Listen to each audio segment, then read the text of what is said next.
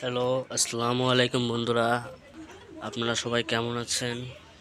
আজকে আমি আপনাদের আমার 1 বছরের ইনকিউবেটর ব্যবহারের অভিজ্ঞতা দেখাবো।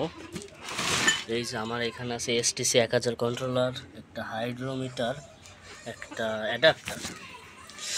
এখানে সুইচটা অন করলাম, ইনকিউবেটর লাইন এসেছে।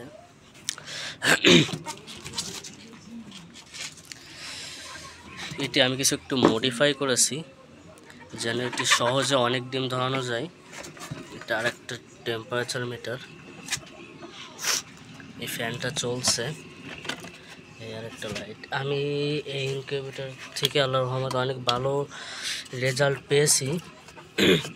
এই রেজাল্ট আমি অনেক কিছু, কিন্তু ইনকিউবেটরের কিছু সমস্যা আছে, যেমন আর্দ্রতা কন্ট্রোল করতে অনেক কষ্ট হয়।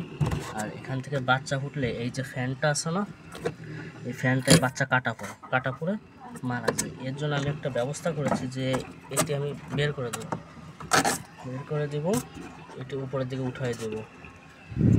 উঠায় দিয়া তখন নিচের থেকে উপর থেকে উঠায় দিছি, এইভাবে রেখে দেবো ফ্যানটা। এভাবে ফ্যানটা রেখে দিলে বাচ্চা আর কাটা যাবে না।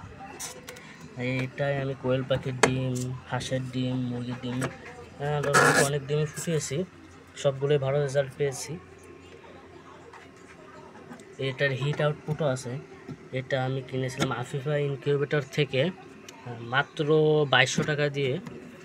আমি আল্লাহর রহমতে অনেক ভালো রেজাল্ট পেয়েছি। এটা আর্দ্রতা কন্ট্রোল করার জন্য এই জায়গাটা পানির পাত্র দিতে হয়। লম্বালম্বি ডিম সাজাতে আমি দিনে 4 বার ডিম ঘুরাই। আল্লাহর রহমতে 21 দিন লাগে না মুরগির ডিম, 19 দিন কি 20 দিনে ফুটে যায়। কোয়েল পাখির ডিম 17 দিনে ফুটে যায়। এই যে ইনকিউবেটর, আমাদের 30 ডিগ্রি সেলসিয়াস তাপমাত্রা আছে। এই যে লাইট, এই যে হিট আউটপুট,